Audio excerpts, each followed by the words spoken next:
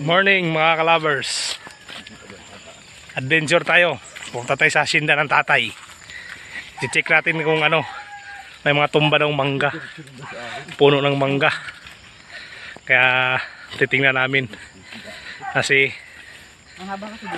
sayang naman, baka makakuha lang ng iba, hindi gagatungin lang namin, di ba? Sama ko si tatay at saka si Mrs. Sila. Sama na sila. Medyo malalayo konti sa bahay pero okay lang. Papawis muna kami, papawis. Yan. Katanda na yung tatay. Hello guys, say hi.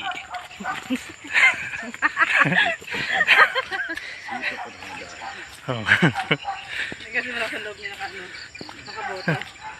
Hindi, maganda naman daanan dito eh. Medyo nga lang malayo pero iwas sawa. Magubat na kasi itong isang daanan namin eh. Kaya dito kami nadaan. Ito malapit na. Hindi mga ano pa. Tagal pa. Mga kulang-kulang mga 600 meters pa. Woo!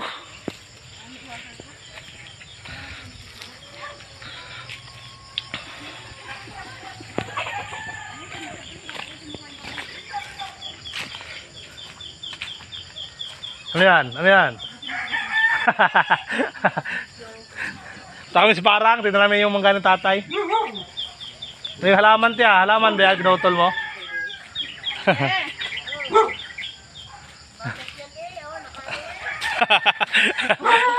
Tignan, daan lang kami.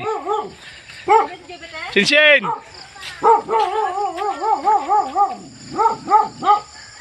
Labo mo na siya, hindi mo makita. Kaya, uli. Dito na po kami sa manggahan. Saan nga nabubuhal? Ayun, sa gitna ng buhal. Papakita sa inyo kalabers. Yan mga kalabers. Apat na kumpirmadong ano, panggatong na. Sayang. Siyam na puno. Bawasan mo ng 4. Naging 5 na lang maganda. Ang kabilang mga ang bilang hektarya, isang hektarya kasi ito eh. Ang kabilang hektarya, tubuan naman yun.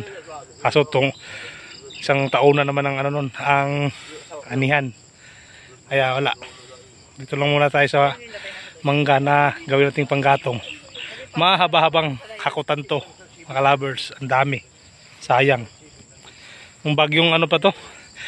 Bagyong Kinta, tapos bagyong Rule. Yun lang, dalawang makasunod. Dito na dali ang manggahan. Sayang. Yun o. Sayang yun. Sayang.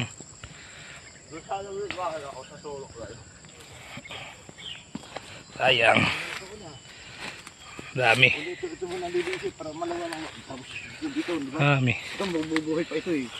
Tatagal-tagal pa ito eh. Oo, kasi baon pa yung iba. Yung nakalutang na ugat yung wala na.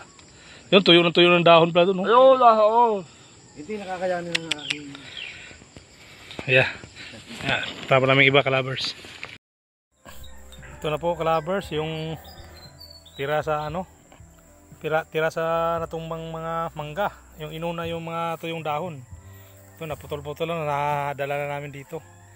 Papasok na lang sa loob. Yan po, sayang. Nagawa ng bagyong Kinta at saka Rule, magkasunod. Sayang yung 4 na puno. Inuna muna yung isa, yung brown na yung mga dahon, yung tuyong-tuyo na mga dahon. Yan sila. Sayang.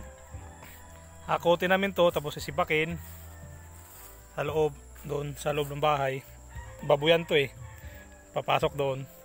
Sibakin, ibilad, yun, gawing panggatong na lang. Diyan na po kalabers. Dito lang kayo. Salamat.